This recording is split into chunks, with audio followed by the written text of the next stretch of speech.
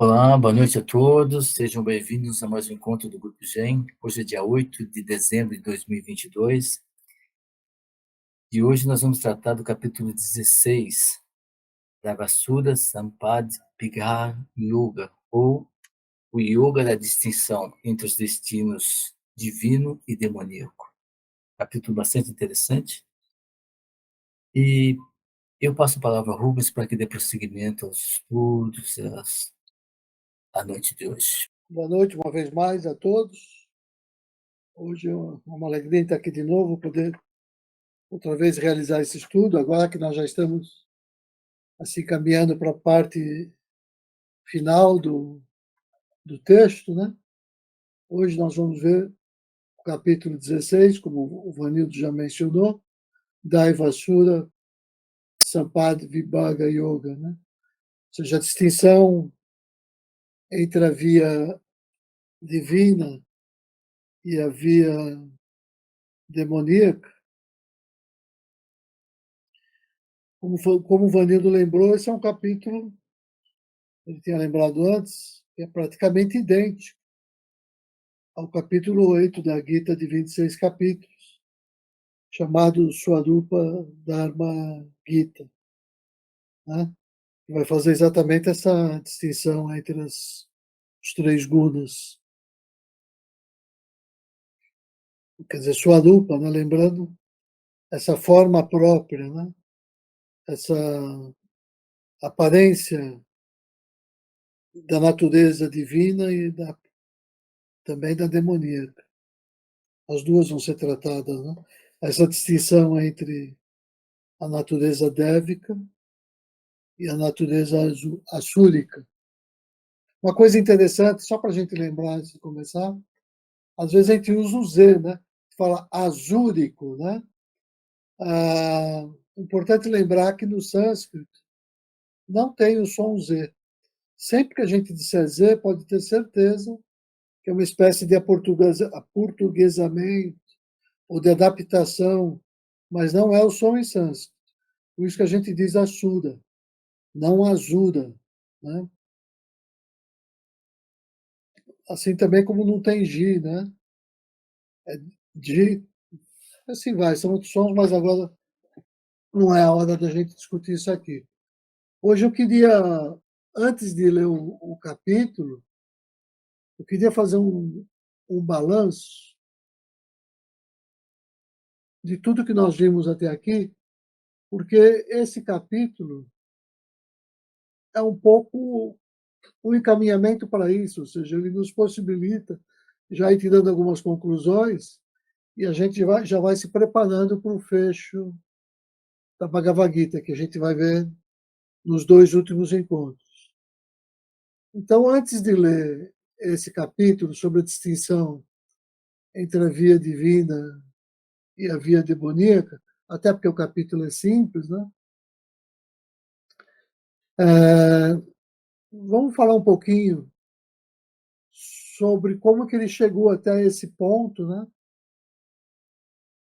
Para tratar dessa relação. Na verdade, ele vai tratar do Diva, né? Que tem dois tipos de orientação, o Diva. Ele tem uma orientação Atmapara, como a gente já viu anteriormente, que é o que caracteriza a natureza dévica, ou ele tem a orientação Guna Para, que vai caracterizar a natureza demoníaca. Então, para deixar isso assim mais claro, antes de iniciar a leitura, vamos fazer essa ponte, essa ponte que vai fazer com que a gente convirja naturalmente para a gente compreender essa decisão do Arjuna, ou do Arjuna, de se alinhar com o funcionamento Atmapana.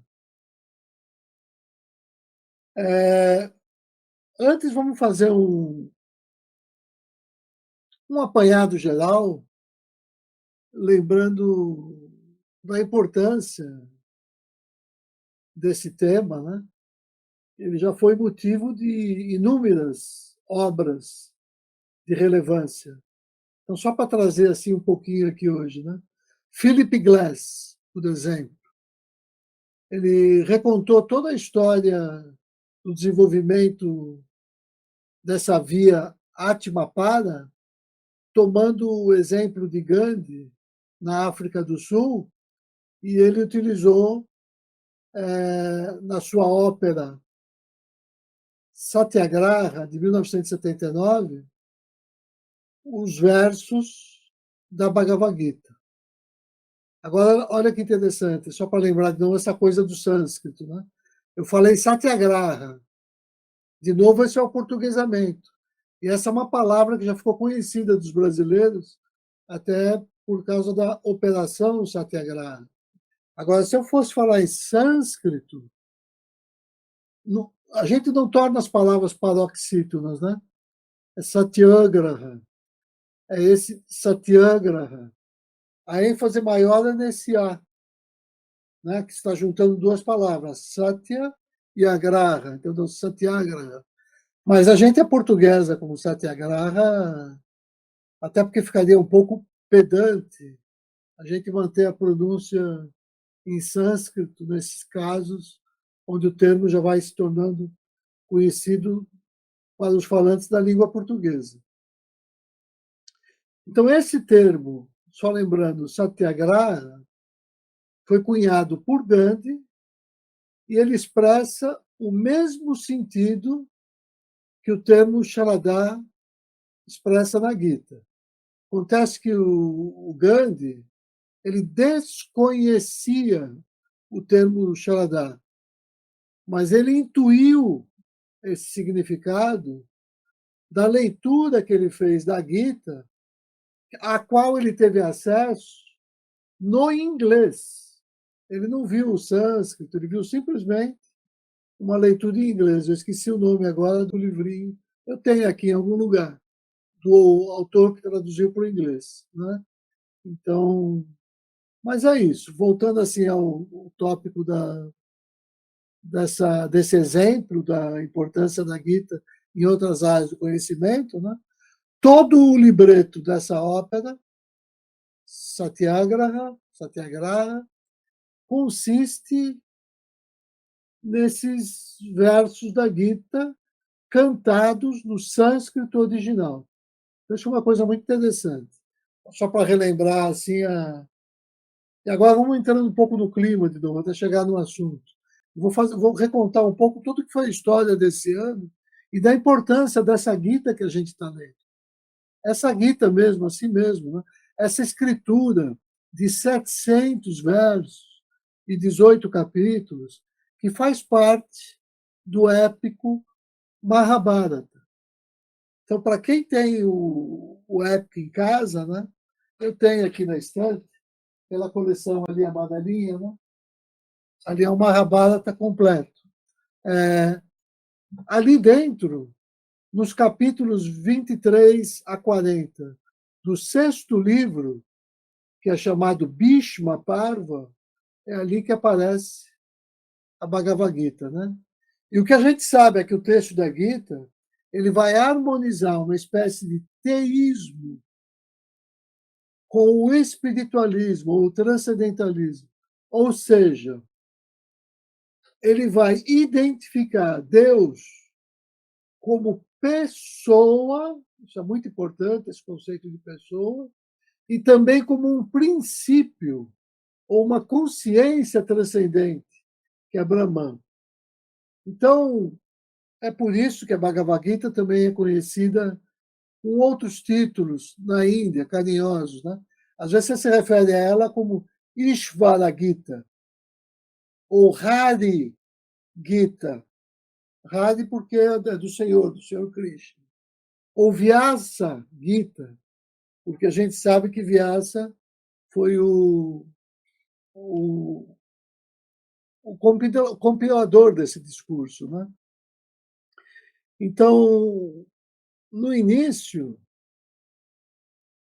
o que a gente está tratando? A gente está tratando aqui da ideia estou dando todo o contexto de novo, para a gente fechar com esse capítulo.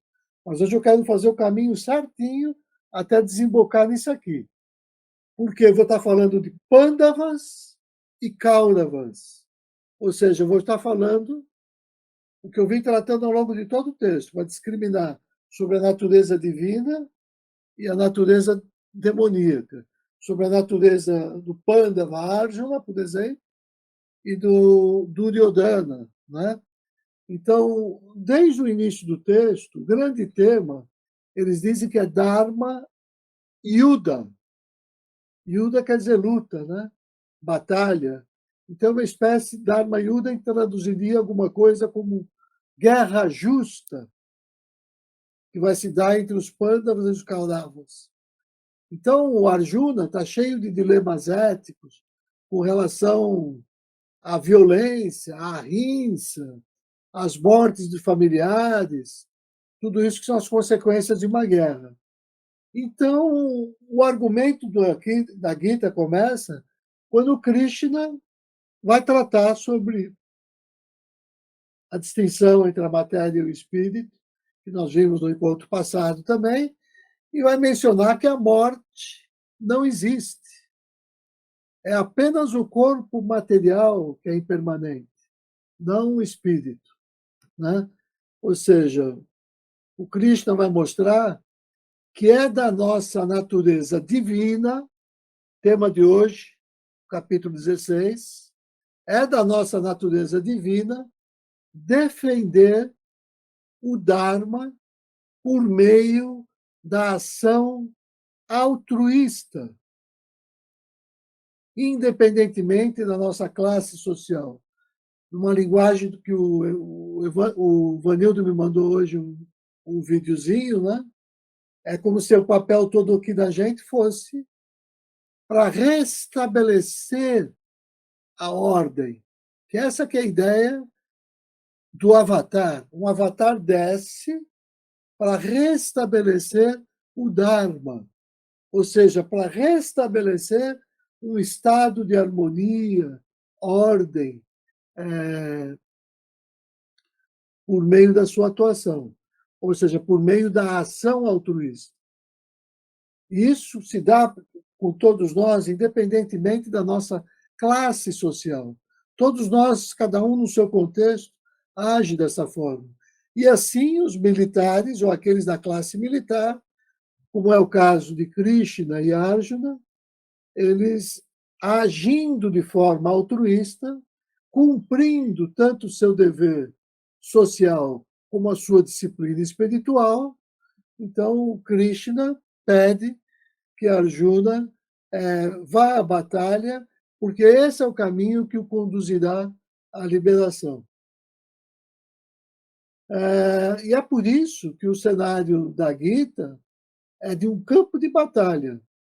E isso representa muito mais que uma simples alegoria para as lutas éticas e morais da vida humana. Representa, na verdade, a unificação das nossas realidades interna e externa, né? Ou seja, o texto está sugerindo uma solução que transcende o entendimento religioso da época, transcende os yogas parciais da época, com ênfase em jnana, bhakti e karma, e se apresenta como a sua síntese, ou seja, como Raja Yoga, né? Como Shuddha Raja Yoga. E é por isso que se diz que o texto é um tratado sobre Shuddha Raja Yoga, ou seja, sobre o puro Raja Yoga. Então, é isso que a gente vai estar trabalhando também nesse capítulo 16, né? Então, preciso falar um pouquinho ainda do que é esse texto, como é que isso acontece. A Bhagavad Gita, como a gente já viu, ela é atribuída ao sábio Vyasa. E como eu já mencionei, esse manuscrito da Gita está encontrado lá no Mahabharata, no Bhishma Parva, né, e faz parte lá dos capítulos 23 a 40, ou das sessões desse capítulo 6 lá. Né? Agora, ou seja, o Vyasa é tido como autor do Mahabharata como um todo também, né? E inclusive dos Vedas, é por isso que ele é chamado também de Veda Vyasa. Agora, como é que isso é possível se os textos são de épocas distintas, né? É um pouco porque a gente vai ver a palavra Vyasa, ela significa uma função, né, de um grande Siddha da hierarquia. E quando eu entro em sintonia com isso, eu recebo essa iniciação, eu recebo também o nome de Vyasa, o nome de um grande compilador, um grande arranjador, né? Então, é disso que foi tratado no Mahabharata. Agora, como é que eu vou lidar, então, com esse texto? Porque a gente sabe que, ao longo dos séculos, existem algumas versões distintas dos textos. E como é que eu me relaciono com isso? Como é que a gente estudou isso? Bom, primeiro lembrando que, apesar de, com relação ao Mahabharata, existirem grandes variações, com relação à parte que é da Gita, né, as variações são mínimas e o significado é sempre o mesmo.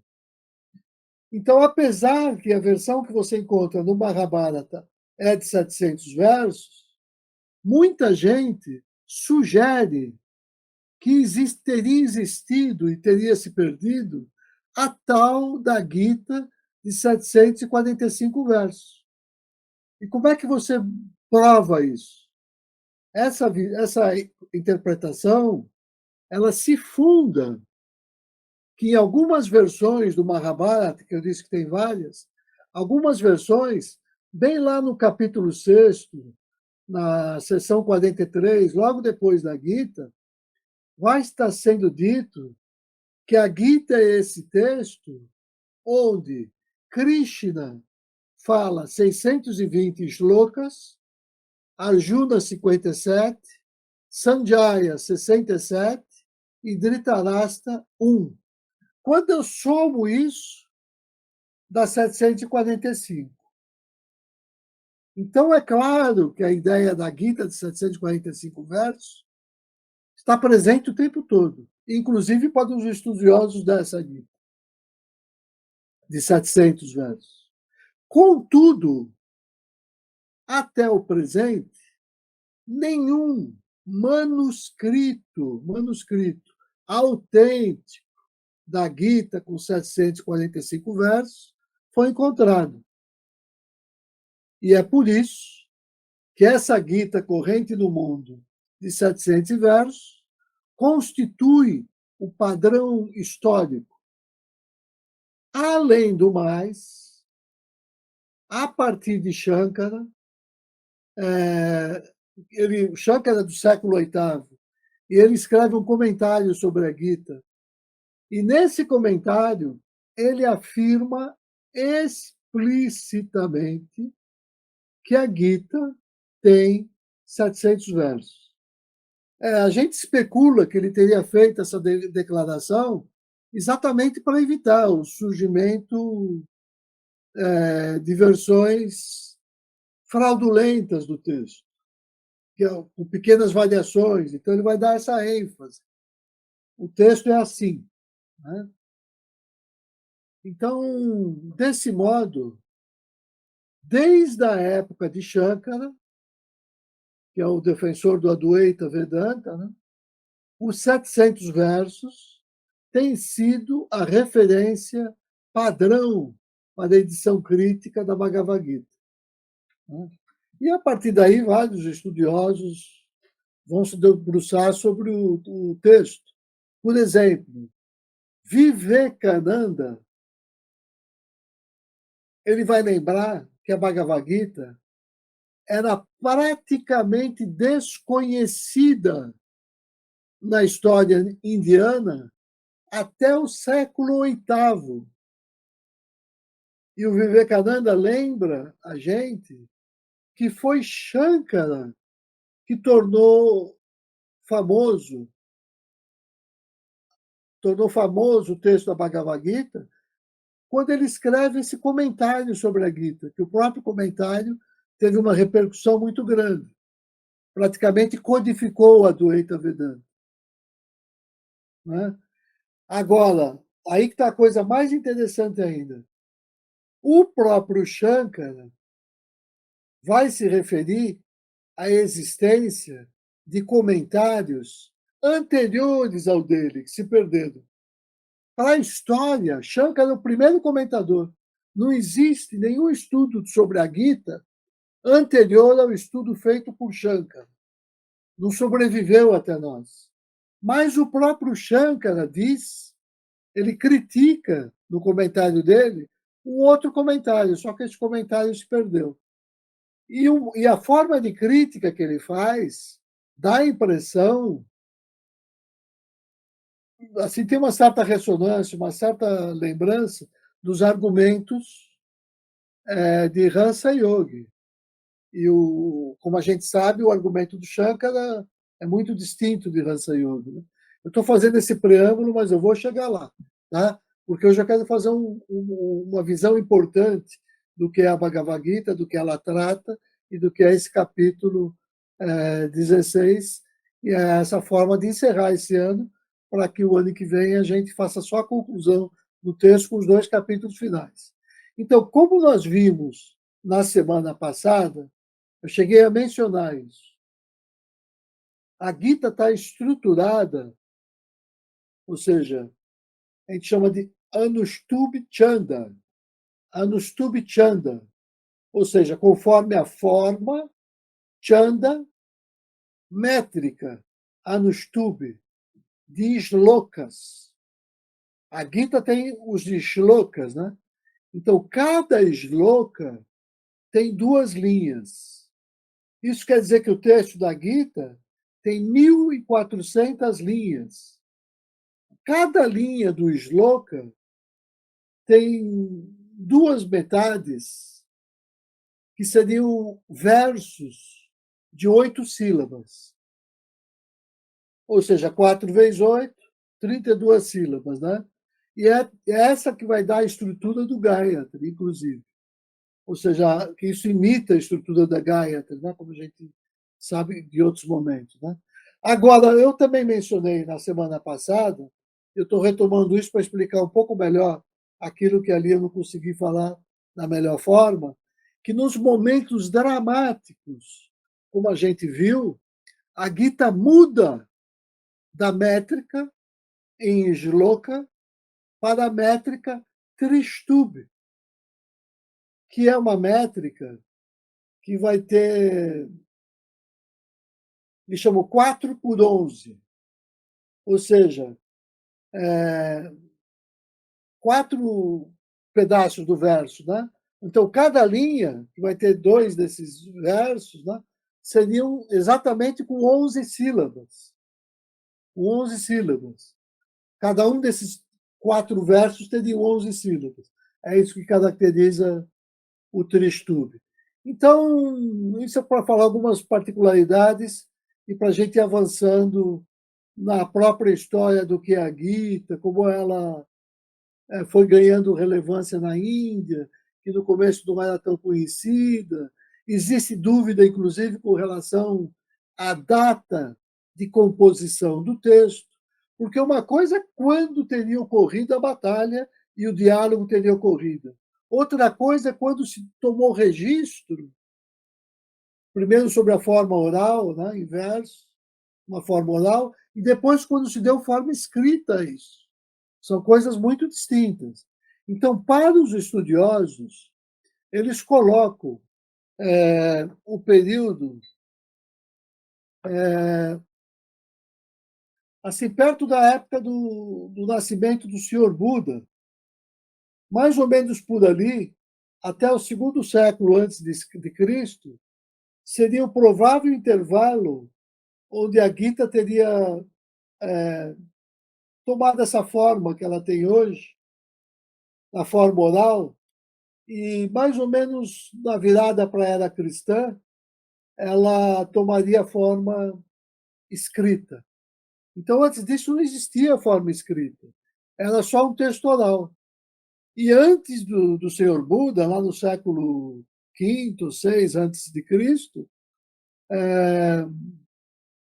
talvez a Gita não existisse. Não existisse assim aqui no mundo.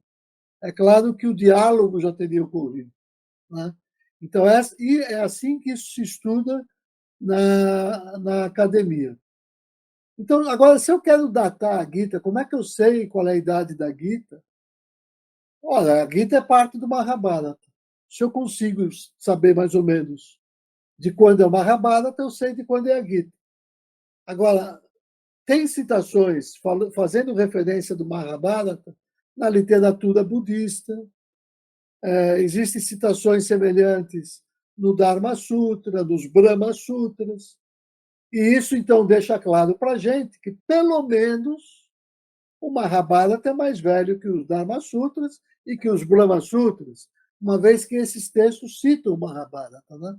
Então, é por isso que se ficaria situado aí, como mencionei, no século V, no século VI, a própria ideia da Gita.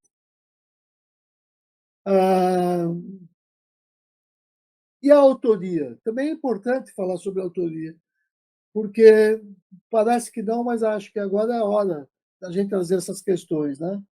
A gente diz que o autor foi esse sábio Krishna Dvipayana, que também é chamado de Vyasa, ou Veda Vyasa.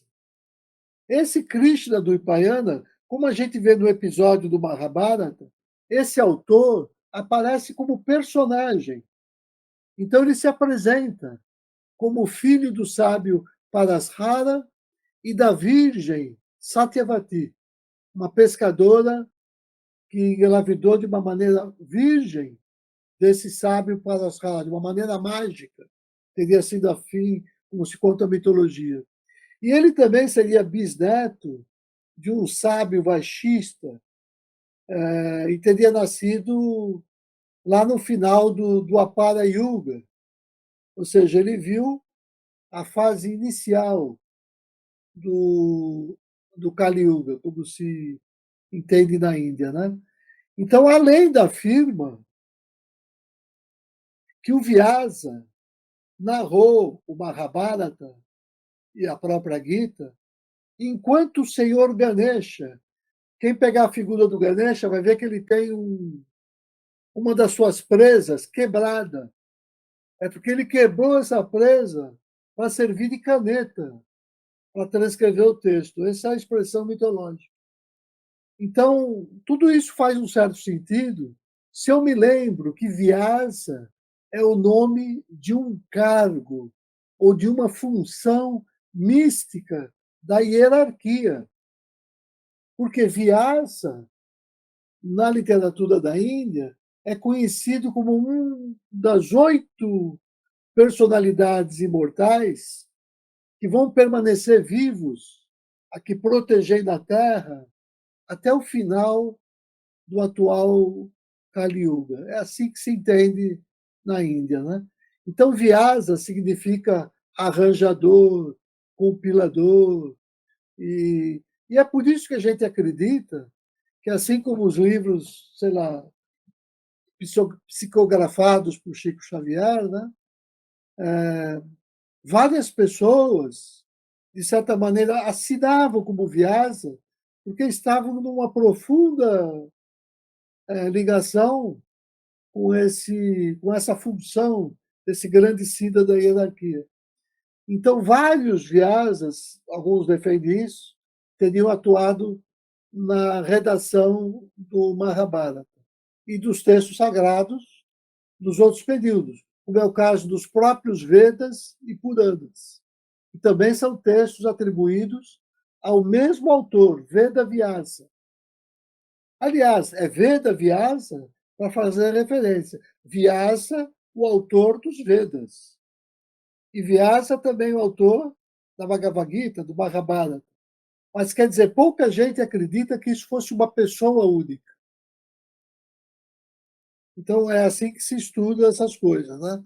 A palavra Vyasa, literalmente, representa também erudição e sabedoria. Bom, por que eu estou falando tudo isso e estou dizendo que isso tem a ver com o capítulo 16? Porque a Gita, ela foi concebida, ela foi desenvolvida, ela foi revelada pelo Senhor Krishna para levar o Mahabharata ao seu clímax. Qual é o clímax do Mahabharata? Qual é o clímax da missão do Avatar quando ele desce e atua ao longo de todo o Mahabharata? No clímax do Mahabharata, que é a Bhagavad Gita, a missão do Avatar é a revelação daquele Dharma que vai corrigir, que vai atualizar o Dharma que estava em decadência. Então, o Senhor Krishna revela na Bhagavad Gita o puro yoga, o Shuddha Yoga e o Shuddha Dharma. Ele revela o Shuddha Dharma como ele sendo aquele Dharma capaz de solucionar a crise do antigo Dharma e dos seus dilemas em relação a essas grandes batalhas. Dilema que levou Arjuna a ficar numa grande confusão, mas que agora, nesse capítulo 16, vai ficar claro, né, que as pessoas com a natureza divina, quando atuam de maneira altruísta, existe uma forma altruísta deles se engajarem, inclusive nas batalhas, que é o que defende o Senhor Krishna. Ou seja, esse diálogo vai muito além de uma justificativa para a guerra, como se fosse uma mera justificativa. Não. A justificativa para a guerra é um exemplo da superioridade do Shuddha Dharma em relação aos dharmas contraditórios da época que levavam àquela situação de guerra. Então, ali na Bhagavad Gita, você vai tocar uma série de dilemas éticos, de questões filosóficas e de escolhas de vida que só aqueles de natureza dáivica vão estar capacitados para entender, que é o tema do capítulo 16. Aqueles que nascem com a natureza assúrica não estão preparados para essa revelação do Shuddha Dharma, que é o que vai defender o capítulo 16, como a gente vai ver daqui a pouco.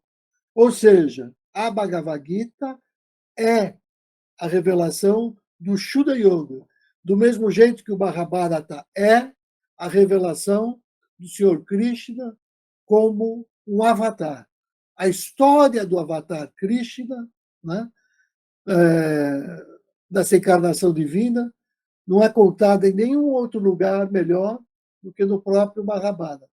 Ainda que a gente tenha texto, né, que fale sobre os avatares e as encarnações divinas, nenhum texto fala disso com maior autoridade que o Mahabharata, que é onde o Senhor Krishna se apresenta com toda a sua luz e com toda a sua glória, em especial na Bhagavad Gita, quando ele revela o Shuddha Dharma. Então, qual é o segredo do Shuddha Dharma? O segredo do Shuddha Dharma, desse Shuddha Yoga, que ele revela, é essa capacidade que esse sistema demonstra de incorporar as várias tradições de pensamento em uma harmoniosa síntese, tanto no nível filosófico quanto no nível socio-religioso. Ou seja, esse Shuddha Yoga e o Shuddha Dharma, né, ele sintetiza abertamente e aceita de forma inclusiva os múltiplos modos de vida que harmonizam as buscas espirituais, né, que harmonizavam por meio da ação de karma, por meio do conhecimento, de jnana, e por meio da devoção. Tudo aquilo que eram vias separadas, com o advento do Shuddha Dharma, vira uma coisa só, essa coisa da síntese do Shuddha Yoga.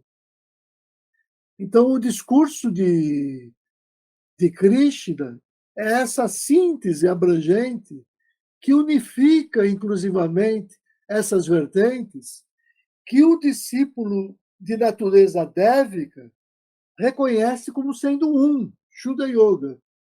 e os outros vão ter que caminhar muito para pegar só, isso é Karma Yoga, isso é Jnana Yoga, isso é Bhakti Yoga. Mas esse não é ainda o discípulo da natureza verdadeiramente débica.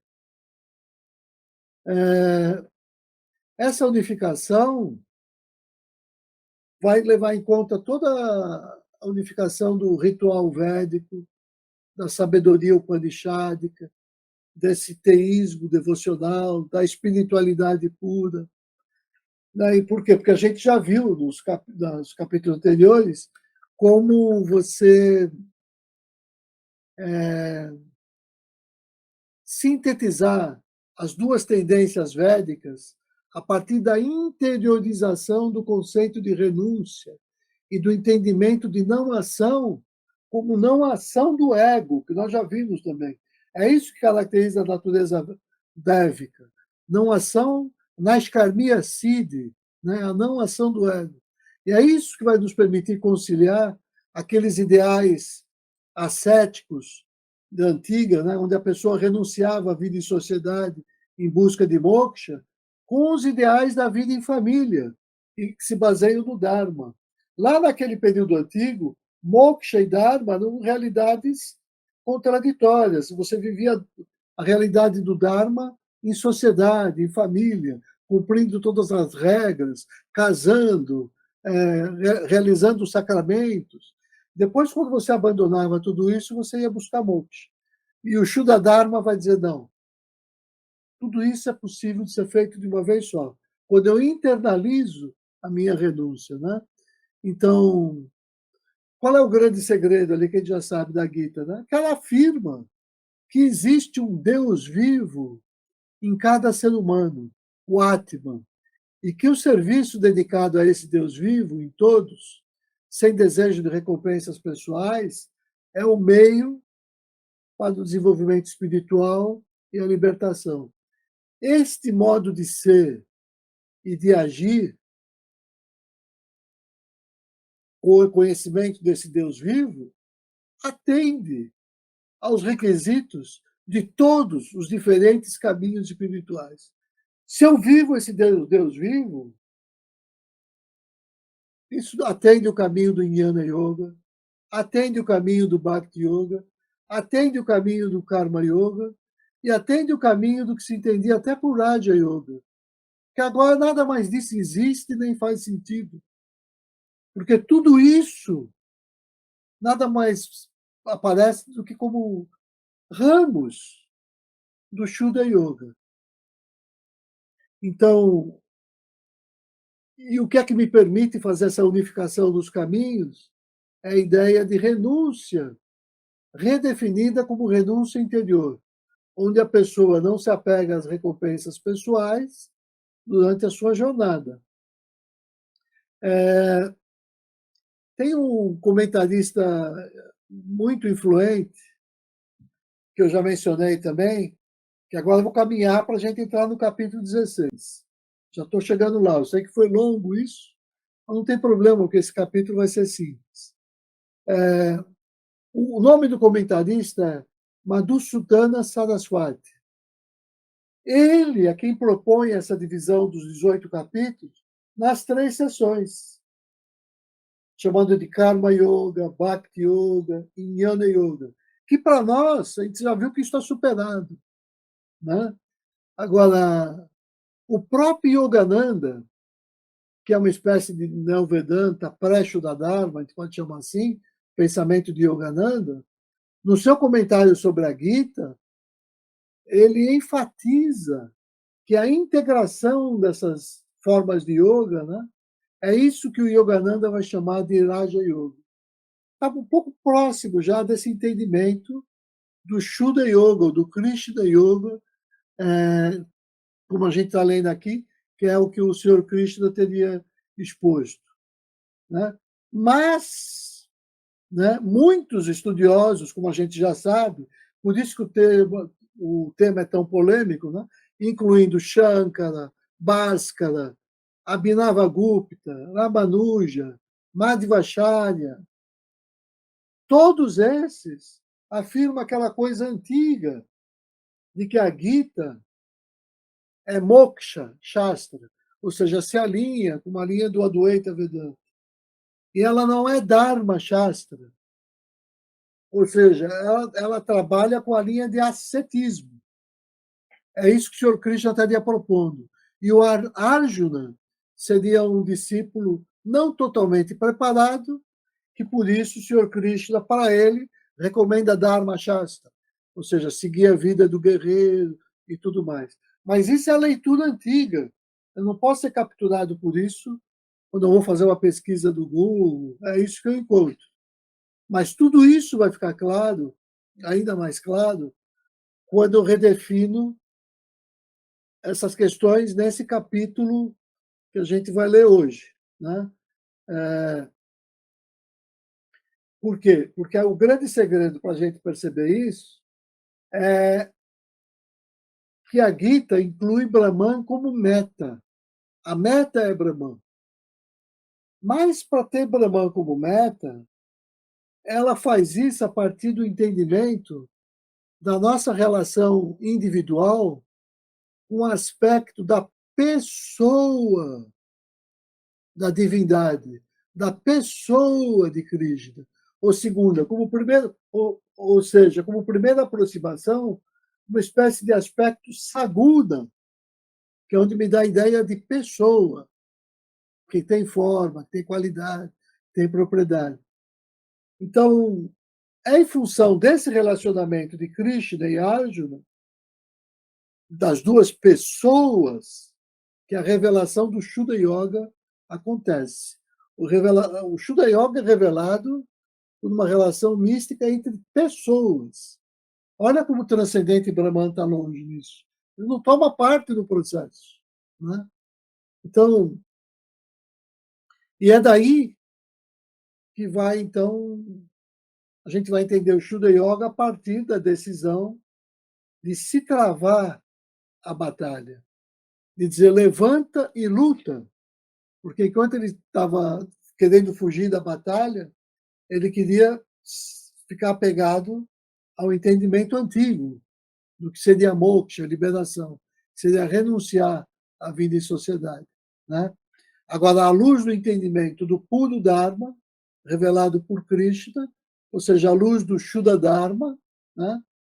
Não tem problema ele ir à batalha e à luta, porque o próprio significado de ahimsa, ou seja, de não violência, passa a ser contextualizado. O que isso quer dizer? Ahimsa é um conceito muito sutil e difícil de captar.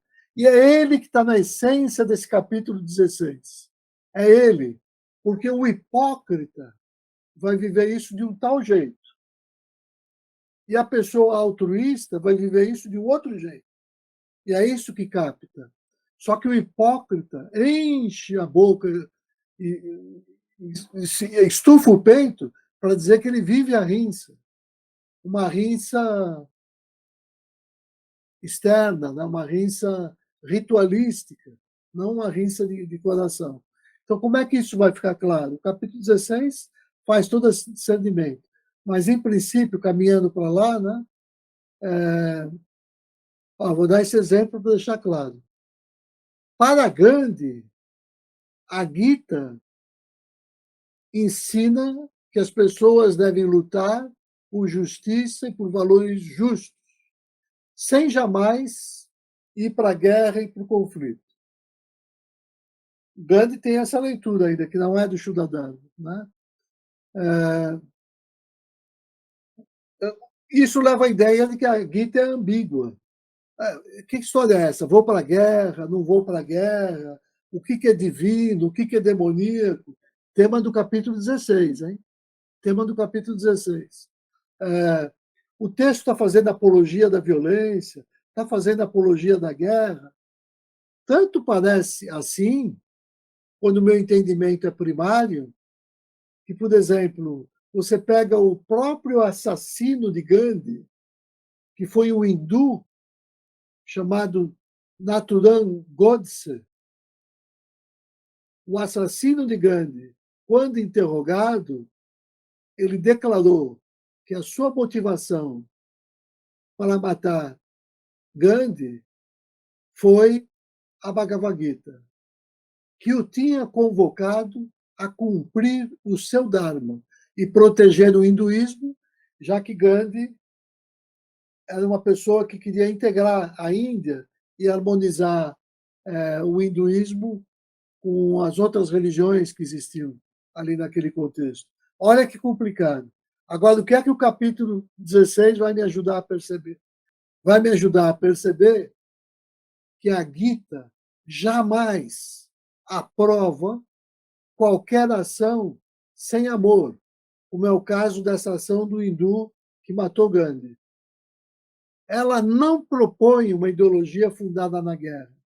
Ela ensina que devemos seguir a orientação do espírito no coração, cuja voz nós identificamos sem risco de erro quando a gente se enche de amor, quando a gente sente amor do coração, e não ódio.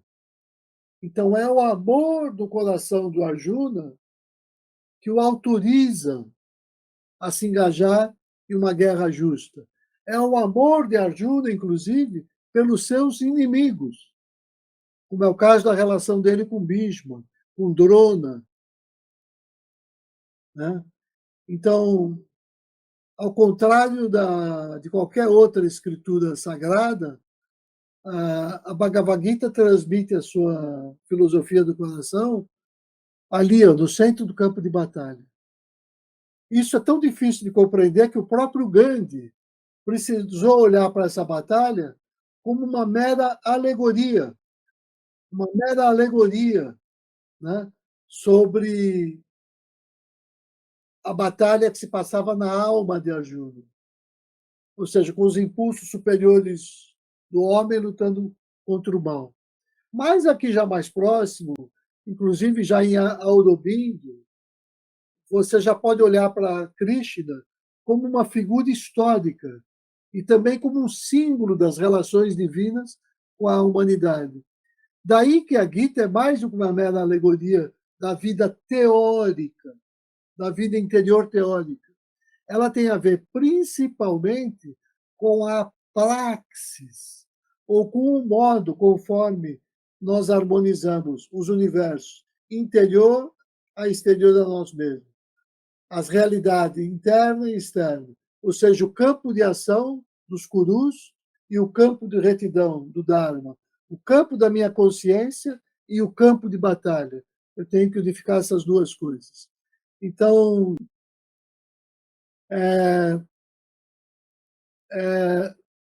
tá aí, o Bhishma Parvana Mahabharata, ele define esse cenário dessas duas ideologias em conflito, desses dois exércitos, e vai tratar dessa guerra justa. A diferença é que um dos lados, agora aqui é importante no nosso capítulo, porque está tratado do Bhishma Parvana. Um dos lados é o lado que se funda no amor e no altruísmo, é o lado do Arjuna, né? Como argumento para ir à batalha, né? E o outro lado se funda no ódio, no egoísmo, no interesse próprio. Ou seja, de um lado há aqueles que se procuram alinhar com a natureza daivica, fundada nos valores do espírito, que nós trazemos em nós, e do outro lado estão aqueles que optaram pelo alinhamento com a natureza assúrica, fundada nas leis da matéria e do egoísmo. É exatamente a matéria do capítulo 16. Então, é nesse contexto que atender ao chamamento sagrado, ou seja, atender ao Swadharma, no caso dos Pandavas, significa lutar com o heroísmo. Aqui entendido isso em termos de esforço e compromisso interior. Swadharma na Gita não significa dever de casta, como entendem os hindus, né? Mas significa, na redefinição do Senhor Krishna, o dever que vem com a situação da vida, com a situação que a vida nos apresenta, que nos faz ver com clareza, né? E é só quando a gente tem o Senhor habitando no nosso coração e a gente vê isso em nós, em todos os seres, que a gente passa a ver com essa clareza. Então é disso que trata o capítulo 16. Daiva Sura, Sampadi, Vibhaga e Yoga, são só 24 versos, que é essa distinção entre o olhar e o comportamento daquele de natureza divina com aquele de natureza não divina ou assúrica. Então, é essa distinção, são esses dois modos de ser que nos levam a ver de maneira oposta o que constitui os nossos direitos e os nossos deveres. Um olhar se funda no funcionamento Atmapada, o olhar dos Pandavas, o olhar de quem tem a natureza dévica. O outro no funcionamento Gunapada. Né? Então, quando eu penso assim, verdade, autocontrole, sinceridade, amor pelos outros, desejo de servir os outros, desapego, evitar a raiva, evitar o dano a todas as criaturas, buscar a justiça, agir com compaixão. Essas são as marcas da natureza divina, como o texto vai dizer. E o oposto disso é o demoníaco. Né? Ou seja, ele se manifesta como crueldade, vaidade, hipocrisia, desumanidade. Né? Então, é isso que eu queria dizer. Né? Lembrando que, como o Vanildo trouxe aqui no início, já que se remete também a Hansa Yogi, no 8º capítulo da Gita do Shuddha Dharma, né? Lembrar que quando a gente estudou o texto, a gente viu ali no texto as 26 qualidades dévicas. Eu quero ver como elas aparecem agora nesse texto que a gente vai ler aqui agora, então. Porque se a gente fala sobre a natureza dévica, os instrutores do Shuddha Dharma encontraram ali 26 qualidades que eles separaram e foram motivo do nosso estudo. Então, vamos ver como isso aparece no texto para a gente agora. E eu vou iniciar a leitura, que não vai ser uma leitura longa. Então, não tem problema a gente ter se alongado um pouco. Antes de começar a leitura, só queria fazer uma pergunta se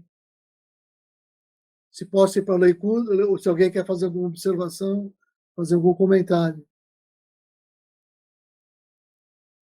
Posso ir em frente. Então, vou começar a leitura. O yoga da distinção entre os destinos. Lembrando, né? Como eu sempre lembro, né? Fahrenstein. Estou lendo essa Gita, mas pode ser qualquer uma. O yoga da distinção entre os destinos divinos e demoníacos. Disse o Senhor bendito. Lá no Hansa Yogi, o Arjuna fala primeiro, ele pergunta. Depois é que vem essa resposta. Aqui começa direto com o Senhor Krishna tratando das qualidades dévicas. Né? Ele diz assim, ó, depois a gente pode ver no sânscrito como é que isso seria, se for do caso. Destemor, pureza do sattva. Aqui eu já vou explicar essa palavrinha, porque sattva é uma palavra com muitos significados, né? Então, e ela, como a gente indica lá de tamas, raja e sattva, mas vai para muito além disso, né? Por exemplo, olha a palavrinha bodhisattva, mostrando a importância de sattva. Bodhisattva é o iluminado do budismo, é aquele que alcançou esse nível, né? Por quê? Porque a palavra sattva, na verdade, também significa essência, existência real, sabedoria, e significa também a natureza da mente, né? A natureza da mente. Por quê? Porque sati quer dizer verdade. Tanto assim que tem a expressão Om Tat Sat. Você vai ver lá no próximo capítulo dessa Gita. A gente vai ver essa expressão aparecendo no texto. Om Tat Sat. E é desse termo Sat que surge Sattva. Porque esse tuá que a gente põe no final dá essa ideia de propriedade de, né? Tudo que a gente põe o tuá no final. Então tem o Sat, tuá, né? Quer dizer, aquilo que tem essa propriedade da verdade, aquilo que tem essa existência verdadeira, real. Né? Então tem outros modos. Ele não quis traduzir aqui a palavra sattva Mas se eu fosse olhar aqui, deixa eu ver o online aqui, se eu tenho uma outra tradução melhor.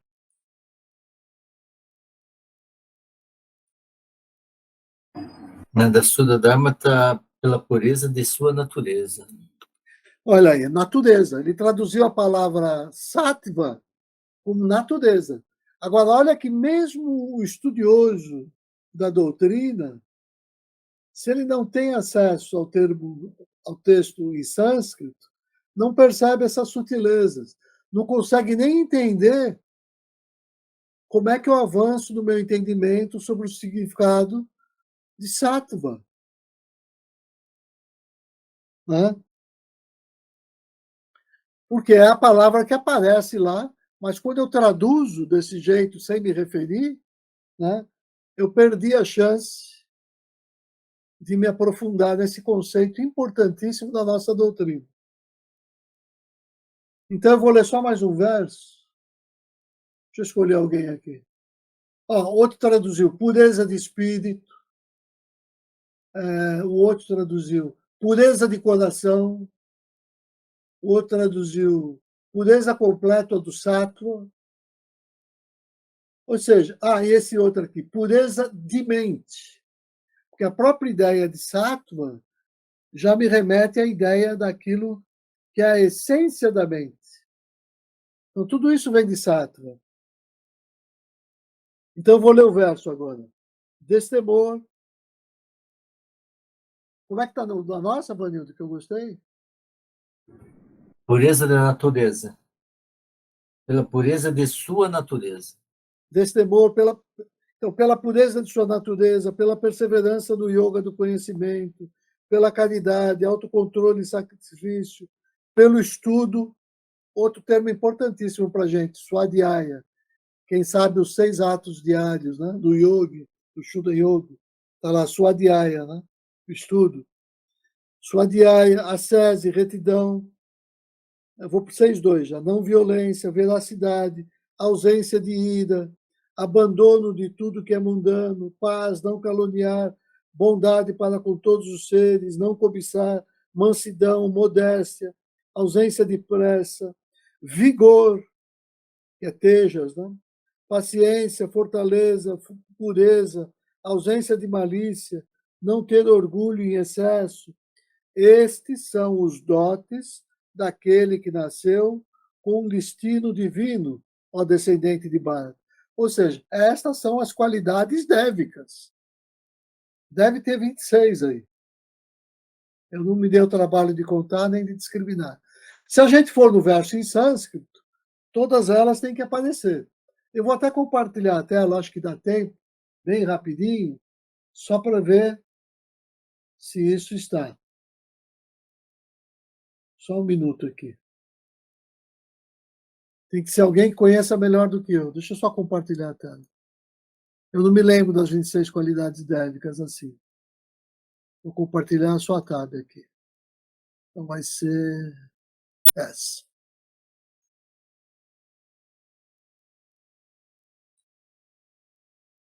Bom, tá bom. Se eu olhar aqui, você vê que ele pegou os versos de 1 a 3 de uma vez, porque aqui estão todas as qualidades já. Mas já aparece,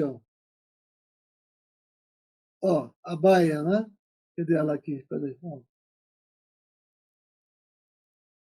A baia, que é ausência de medo. Deixa eu ver se eu consigo traduzir em português. Não sei porque não está traduzindo. Agora foi, Abhayam, destemor, ele pôs aqui, né? Samsud, né? Que é a pureza de ser. Olha aqui, a pureza de sattva. Ele pôs igual na nossa, Vanildo, que você falou. Pureza de ser, né?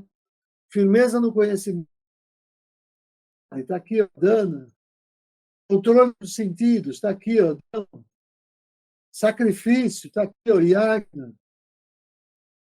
Esse termo final é porque ele está declinando. Lembra que eu já expliquei que a declinação depende da função sintática, né? O estudo está aqui, swadhyaya. Tapas está aqui, austeridade. Ahimsa, Satya, akroda, que é ausência de raiva, Tyaga, né? Shanti, ou Shanti, como prefere alguns, né? E por aí vai. Driti, Saucha, que é pureza, né? Está aqui, ó. Adroha, ausência de malícia. Então, vou parar de compartilhar. Já ficou claro que aqui estão todas as qualidades átmicas, né? Aliás, desculpa, as qualidades daquele que nasceu com a natureza dévica, as qualidades dévicas. Então, que são as qualidades não dos seres angelicais, como às vezes a gente pensa inicialmente, mas as qualidades que nós, humanos, que queremos seguir o caminho da realização, temos que alcançar para tornar a nossa natureza dévica.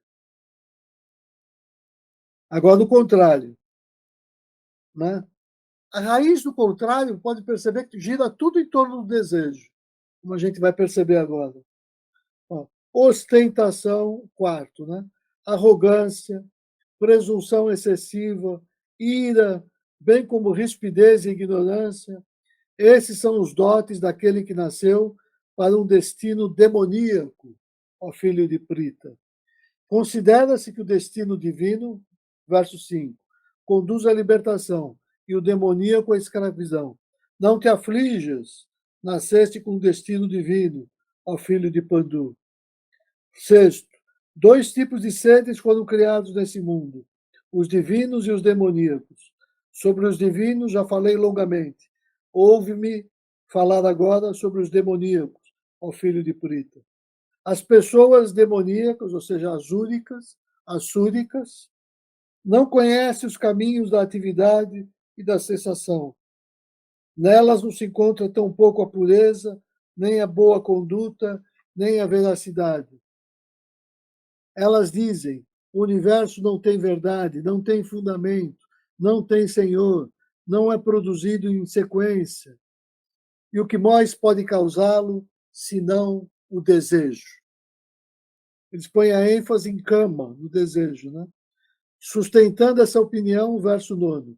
Esses seres perdidos de exígua inteligência, não é sabedoria, de exígua inteligência, né? Que é Budi, e atos cruéis, surgem como inimigos para destruir o universo, mergulhados num desejo insaciável, possuídos pela ostentação, pelo orgulho, pela embriaguez, sustentando concepções inverídicas pela ilusão, eles põem em prática votos impuros e, obcecados por inúmeras preocupações, que só terminam com a dissolução da morte, tendo a satisfação dos desejos como objetivo supremo, eles estão convictos de que isso é tudo.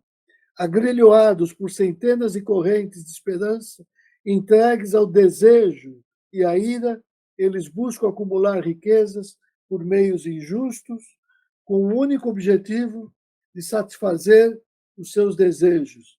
Isto foi adquirido por mim hoje, diz o 13. Realizarei esta carruagem da mente. Isto é meu e aquelas riquezas também serão minhas. Aquele inimigo foi morto por mim e matarei ainda muitos outros. Eu sou o Senhor, sou o fruidor, sou perfeito, poderoso e feliz. Sou rico e bem-nascido. Quem mais é como eu? Oferecerei sacrifícios, farei caridade e regozijar-me-ei. Assim falam aqueles que são iludidos pela ignorância. E percebe que ele põe até aspas, porque eu tenho a impressão, quase certeza, que ele está tomando essas palavras da boca do Duryodhana para explicar para o Arjuna a diferença de um e outro e a nobreza da missão que o Arjuna tem que fazer, impedindo o Duryodhana de atingir os seus objetivos. Então, olha só, e aqui aquilo que eu tinha chamado a atenção, que eu acho muito importante, que é o Duryodhana, ou sei lá quem seja, aquele que é como ele, né? E costuma dizer isso. Eu fiz tudo, eu faço tudo. eu sigo todo o protocolo, eu cumpro todo o ritual, né?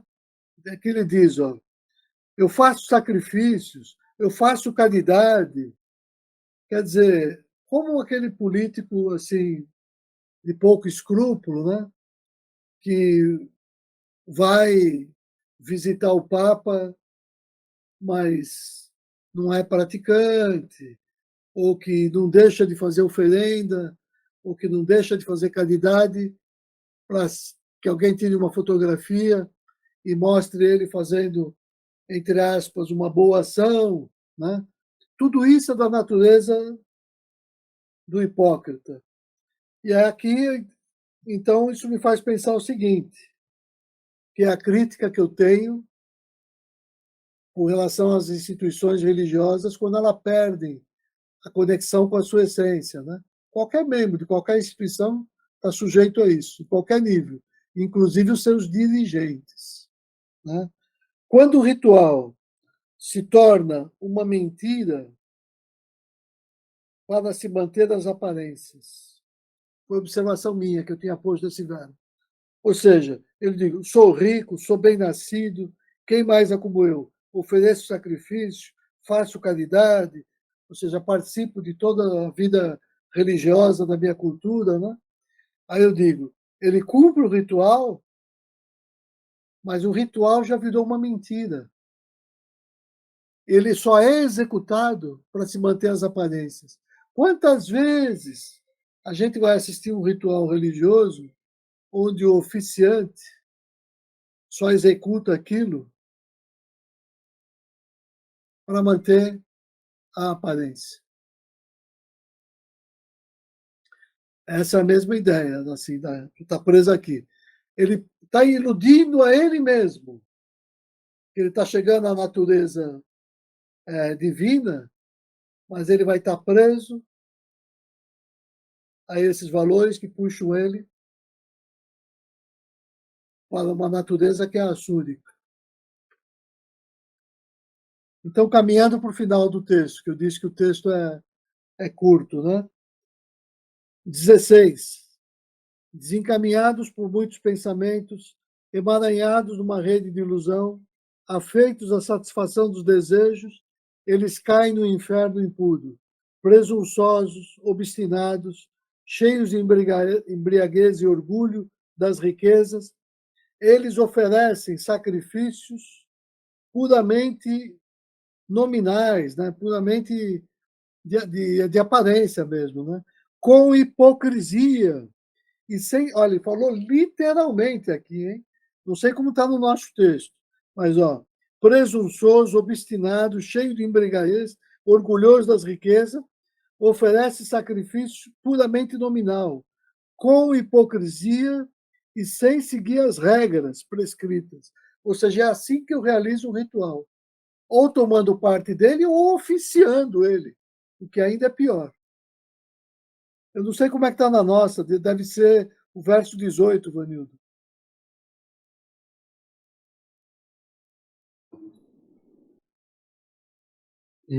Bom, sempre o 18 aqui, ele diz o seguinte: sempre elogiando-se a si mesmo, obstinados, orgulhosos de suas possessões e de escasso entendimento, executam orgulhosamente sacrifícios e rituais por vaidade, em desacordo com Dharma Sastra ou a divina lei. Tá perfeito, é a mesma ideia. É a mesma ideia. Está enfatizando que ninguém pode criticar essa pessoa quando você olha pela aparência, porque ele cumpre todo o rito da sua função. Ele segue toda a ritualística, esteja ele investido do que cargo for. Pode ser um magistrado, pode ser um religioso. Ele cumpre tudo aquilo, mas cumpre como um hipócrita, para obter poder e poder atender a todos os seus desejos egoístas e mesquinhos. E ele pensa que está atendendo a sua natureza divina, dévica, mas ele está cada vez mais buscando um destino onde ele vai voltar, como vai dizer o texto, por meio de outro ventre azúrico. Vai ter um nascimento azúrico para poder ir curtindo e purificando todo esse Dharma construído, esse karma construído. Então, vou seguindo aqui, 18. Aferrados ao sentido do ego, à força, à arrogância, ao desejo e à ira, esses detratores odeiam a mim, que habita em seus próprios corpos e em outros. Esses seres rancorosos e cruéis, nefastos, os mais vis dos homens, incessantemente torno a lançá-los no ciclo dos nascimentos e da morte, e obrigo-os a nascer de novo em úteros demoníacos. É o que eu tinha falado. Caídos em úteros demoníacos, iludidos em nascimento, sem em verdade alcançar a mim, esses seres infelizes triam, portanto, o mais baixo dos caminhos, ó filho de Kunti.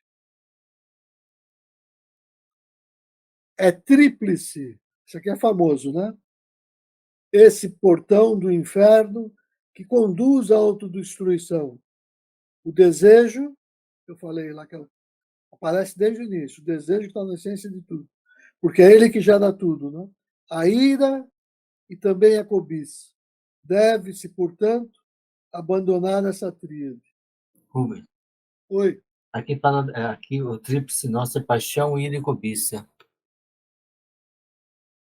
Porque a palavra cama, na verdade, é desejo nesse sentido de paixão, né? Mas a palavra em sânscrito, que é importante a gente ter em mente, é kama. Então, como eu entendo isso, como eu traduzo, pode variar um pouco. Essa ideia de desejo, enquanto desejo de satisfação do ego. Quando você põe isso aí é paixão, né? Então tá certo. O homem, liberto desses três portões da escuridão, busca o melhor para si, e assim trilha o caminho supremo, rumo à libertação. Ó filho de Kunti. Aquilo que segue os estímulos dos desejos, descartando os estatutos das escrituras, não alcança a perfeição, nem a alegria, nem o caminho supremo. Ou seja, independente da nossa casta, independente da nossa função, independente do lugar que a gente ocupa na sociedade, o que nos define com relação à nossa natureza divina ou asúrica não é o cargo que a gente ocupa, mas é o modo conforme a gente realiza o nosso dever e as nossas funções, o modo conforme a gente faz o nosso rito, o rito da nossa profissão, como a gente executa todo o ritual, né? Seja lá a função que a gente tiver. Último verso. Assim sendo, é o critério das escrituras que te deve orientar na determinação do que se deve e do que não se deve fazer. Conhecendo o prescrito pelos estatutos das escrituras, deves executar as ações que te cabem aqui nesse mundo. Ou seja, aqui de novo é importantíssimo lembrar disso, porque a palavra desejo, ou talvez também paixão, entra. Porque como eu devo agir, não pode ser em função do meu desejo pessoal. Como eu devo agir, tem que ser em função das escrituras que orientam a minha cultura, dos textos sagrados da tradição cultural onde eu estou inserido. Então, aqui ele diz a escritura, o termo que está em sânscrito é Shastra. Então, antes de agir, eu consulto os Shastras para ver se minha ação se harmoniza com aqueles Shastras que eu reconheço como representando o sagrado da minha cultura, da minha tradição, né? Então, consultar os Shastras é uma outra forma da gente se alinhar com o coração, com o Atma, né? Se o Shastra procura ser aquela lei que te aproxima do coração. Então, terminei exatamente às 9h30, porque assim o Vanildo não reclama, que eu fiz uma baita de uma introdução, ele já devia estar quase que dormindo, mas eu terminei a leitura às 9h30. Agora a gente pode conversar um pouco. Opa, obrigado. Eu não dormi, hein? Só para ciência. E achei fantástico toda a forma como você nos lembrou do começo e tudo. Foi quase uma viagem, foi uma coisa muito legal mesmo. Obrigado, eu achei fantástico a forma como você trouxe e encaminhou até a leitura aqui do sistema, do capítulo em especial. Eu, às vezes, fico pensando, você estava lendo aqui, e parece que quando você fala dos açúricos ou das questões. Eu não sei se essa palavra procede, açúrico, ela é sem luz ou Açúrico é demoníaco. é demoníaco, né? Ou escuridão, algo do tipo assim, talvez, porque vem de Asura, Súria. Sura e Asura. É. É polêmico isso, porque lá no início Hum, tem variações etimológicas para interpretar de um jeito. Até porque bem no início tinha um povo Assura que parece que era um povo de luz também. Então é complicado. tá, Agora, o termo como é hoje, eu não sei a etimologia. Eu sei que beleza. Assura é demoníaco. Então, ok, mas que seja assim, eu ia tentar dar um eufemismo aqui, mas não tá. Assim, parece que são eles lá, né? Quem está falando é o Senhor Krishna. Não, eu sei, Eles lá somos todos nós. é isso que eu ia te falar. Parece que está falando de umas pessoas que estão longe, de uma novela que está acontecendo na televisão, que a gente não tem nada a ver com o rolo aí. Mas, na Não, realidade, ele não. está falando exatamente da gente. Porque se a gente não reconhecer que nós somos dessa forma, a gente não tem como avançar, cara. Não tem como avançar. Se você não reconhecer que está se tratando da gente mesmo, tudo que ele está falando aqui, a gente é exatamente aquilo, porque você fica cheio do ego, você é bom, do nascimento específico, e não tem para onde você crescer, não tem campo, você já chegou no topo, né? E fica rodando, rodando e não sai do lugar. Agora, quando você admite isso de verdade, você tem um escrutínio, você tem um julgamento seu, pessoal, em relação às suas ações, de uma forma, aí você abre um pouco de campo para crescer, para recomeçar e se direcionar a essa luz Dáivica, eu acredito. É isso que foi o que eu captei desse capítulo. Eu achei bem legal, cara. Achei bem legal mesmo. Acho que essa nota foi importantíssima, fundamental você colocar, porque é isso mesmo, com certeza. E lembrando que foi importante colocar que serve para mim como fechamento do ano mesmo, né? A gente está encerrando uma etapa, quase que concluindo a Gita, mas essa lembrança é o fechamento para mim, de tudo que nós vimos até aqui. Você não está falando do outro, de forma alguma. Beleza. Alguém mais quer fazer um comentário? Opa, Cássia, obrigado. Não, então, mais uma vez, boa noite. Eu também gostei bastante da introdução, porque faz lembrar uma série de coisas que nós já falamos, e de uma forma que conduz para esse capítulo. Esse capítulo eu achei bem interessante. Aí, mais ou menos na linha do que o Vanildo falou, Rubem, se a gente não percebe que é isso, né, que está falando dos dois lados, porque tudo, na verdade, não são os bons e os maus, somos nós mesmos que temos essas duas faces, né? Porque sempre que eu lembro sempre de que tudo é da natureza de Deus, tudo é necessário. E quando você falou do tamas, rajas e sattva, que a gente vai, tem hora que manifesta mais de um, mais de outro. Então no começo incomodava, falar não, porque os bons são assim, assim, assim, os maus são assim, assim, assim. Até ver que na verdade é a fusão daqueles dois somos nós, né? Acho que é isso que eu tirei mais desse capítulo. Para mim foi importante porque eu acho que a gente, nessa caminhada, como a gente sempre conversava também em Aracaju, também com alguns grupos, algumas reuniões, era a gente também, na caminhada, tentar tirar o melhor de cada um que a gente encontra pela frente na vida. Porque todo mundo tem o bom e tem o mal, mas cabe a nós também fazer com que o outro manifeste o que ele tem de melhor. Então, acho que um pouquinho mais ou menos foi isso que eu entendi do capítulo e achei bem importante. É mais ou menos, é como se finalizasse, né, esse capítulo. Porque quando você falou do Duryodhana, eu me lembro que o Duryodhana, perto do Arjuna e perto dos Pandavas, ele manifestava muitas vezes o que ele tinha de pior. Quando ele ficava perto do irmão do Krishna, Balarama. Balarama, É.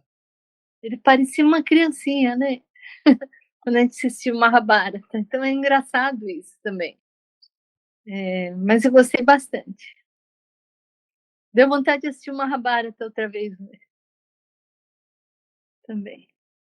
Quem sabe pode ser um projeto para o ano que vem, para a gente assistir e discutir. É bem legal. Beleza. Obrigado, viu? Alguém mais quer falar? Eu vou agradecer. Lembra que no começo eu falei que estava bem feliz, né? Eu acho que nem gravou, Graça. Mas estou mesmo, mas assim, eu acho que foi sensacional. Eu gostei demais. Nossa. Parece que vai fazendo algumas ligas dentro da gente, assim, vai tocando em pontos que estavam ali, que de algum modo você sabe que isso existe dentro de você, mas você é uma coisa muito escassa, muito pequeno aqui, muito pequeno. E com toda essa introdução que você fez e tudo mais, ela vai tomando um sentido, assim, interessante. Vai acendendo uma luzinha aqui, luzinha ali, vai iluminando um pouco mais. Agora, a gente tem que saber o como, né? Como que a gente vai ter que fazer isso. O que a gente já está sabendo, agora o como que a gente vai ter que fazer, talvez pela meditação, pelo pranayama, por todas essas histórias que a gente precisa estar ligado nesse ponto interno para poder ir tendo como guia e bússola para seguir em frente. Então, eu vou pedir ao senhor Eurípides, a gentileza, caso queira fazer algum comentário e fazer o encerramento de hoje, que foi, para mim, foi muito brilhante. Agradeço você, Rubens, do fundo do coração. Foi... E espero que quem ouça ou assista depois consiga captar toda a importância do que foi tratado hoje aqui. Agradeço a todos. Obrigado, senhor Lipson. Tem a palavra. Obrigado. Obrigado. Boa noite a todos. Que a paz de Deus esteja com todos nós. Referente a esse capítulo, né, ele é fantástico, né, porque revela o que nós somos, que já falaram, né? São os viciosos e os virtuosos. E a gente sabe que os viciosos, né, estão sempre apegados aos prazeres dos sentidos, que nunca saciam esse prazer, querendo cada vez mais. E os virtuosos são puros de coração, disciplinados, têm autoconhecimento, autodomínio, não é violento, tem todas as qualidades espirituais, né? E aí é o que é interessante, que sabemos que isso somos nós. Agora, como reconhecer isso em nós? Eu entendo que é através da meditação, é através dos estudos que nós vamos cada vez crescendo mais na espiritualidade, avançando mais, e aí nós reconhecemos mais os nossos defeitos, os nossos vícios. E quando nós nos reconhecemos os nossos vícios, nós nos fortalecemos de vontade e de ações para alcançar cada vez mais esse lado amoroso, de paz, de caridade, de sabedoria, e nos aproximando cada vez mais de Deus. E aí a gente entende o seguinte, que tudo é necessário. Porque se nós não nos reconhecêssemos os nossos defeitos, os nossos vícios, nós não avançaríamos na espiritualidade. Então é muito interessante isso. Mas não devemos esmorecer. Que é lógico, quanto mais defeitos, mais vícios que nós vemos em nós, devemos de ter mais força e coragem para enfrentar essa luta, esse Mahabharata. Então, isso é uma coisa fantástica esse capítulo e que todos nós possamos enchermos de charadá, de amor, de caridade, de compreensão, né? Mas também vendo o nosso lado que tem que evoluir. Então, é só isso que eu gostaria de dizer. Vamos, então, tomando consciência que nós somos centelhas divinas e que cada vez mais nós estamos nos aproximando da alta realização. Senhor Narayana, Divina Mãe Yoga Devi, Espírito Santo, dai-nos a compreensão para que possamos cada vez mais esforçarmos para ser cada vez melhor, Senhor. Vamos pronunciar por 3 vezes o Pranava Om, o nome sagrado de Deus. Coloquemos os nossos pensamentos na luz do coração e inspiremos.